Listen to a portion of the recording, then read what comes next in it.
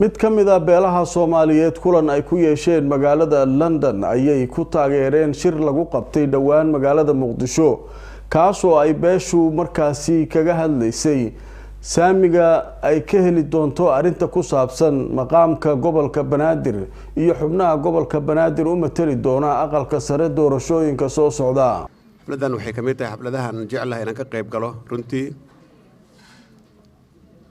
waayo waxaan nahay oday Soomaaliyeed oo ka tirsan jaaliyadda Soomaaliyeed halkan UK ku nool mar walbana u taagan inuu garab ku siiyo dadka dulmanayaasha ah ama xaqlayaasha ah oo xaqooda aan u helin sida ay u rabaan ama xaqooda ay qaataan dad kale jaaliyaddan soo qaban qaabisay halkan waxaan wada ognahay inay degan yihiin gobollo badan oo Soomaaliyeed gaar ahaan koonfurta Soomaaliya magaalooyin badan oo ka tirsan inay degan yihiin kana mid yihiin dadkii ugu soo horeeyay ee loogu yimaado magaalada Muqdisho gobolka Banaadir intaas kadib waxaan la soconnaa isla jaaliyaddan lafteeda dadka ku nool magaalada Muqdisho ama gobolka Banaadir dad ka tirsan jaaliyadda halkan qaban qaabisay inay isugu yimaadeen shir weyn oo shirweyne ah oo runtii ay ku cabirayeen kuna muujinayeen xaq ay u leeyihiin inay ka qayb noqdaan saamiga gobolka Banaadir haddii aan nahna beesha gardheere Soomaali waxaan codsanaynaa xaqi aan ku lahayn Muqdisho maadaama aan degnayn 700 sano ka hor salaan kadib anigoo ku hadlaya magacayga magaca golaha guurtida UK magaca golaha dhaqanka iyo magaca culimada ku hadlayo waxaan aad iyo aad ugu faraxsanahay xafladan muxuu ahaa walaalahay garjante gardheere Soomaali ay dhigteen horay u daba socdaan odayadoodii iyo dadkii deegaankaas deganaa koonfur inay xaq ay ku leeyihiin tirada Muqdisho ay ku leeyihiin ay rabaan in xaqooda wax laga siiyo salaan kadib waxaan u malaynayaa waxaan isugu nimid xaflad lagu taageerayo maqaamka Muqdisho taageerada ka sokow waxaan rabaa inaan u mahad celiyo jaaliyadda beesha garjanta Soomaali oo nagu sharaftay naguna casuuntay inaan kala soo qayb galno xafladan taageerada ah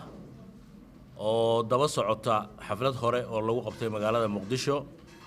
waxaan rajaynayaa in dawladda Soomaaliya iyo dadka siyaasiyiinta Soomaaliya ay qadarintooda siiyaan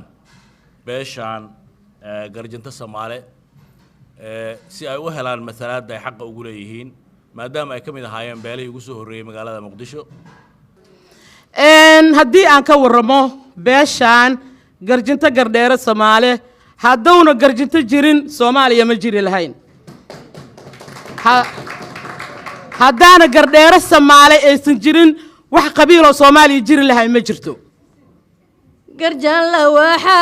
hay dagahan oo dagahan ku yahay dalkii Soomaaliyeed dafalbo la maro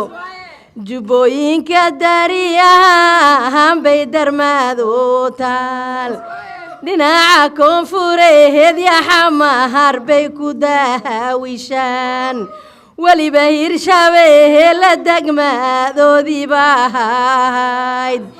xibintii on daahino aad u darajo badan degdegina lagu helaa bala doonaya. I would like to thank the committed government of Somalia, starting with President Farmaajo, for their tireless commitment for an inclusive Somalia. Several weeks ago, it became good news that Gobolka Banaadir will have a representative for the upper house. beesha garjanta gardheere Soomaali waxaan xaq u leenahay maadaama awoowayaasheeni 700 sano ka hor ay ku noolaayeen magaalada Muqdisho iyo nawaaxigeeda waxaan codsanaynaa dawladda sharafta leh inay xaqeena ayna siiyaan dhammaan marti sharafta ka soo qayb gashay xafladan jaaliyadda UK ee beesha garjanta ka dheer Soomaaliya waxaan halkaan salaan ugu dirayaa dhammaan madaxda dawladda federaalka Soomaaliyeed anagoo ka kooban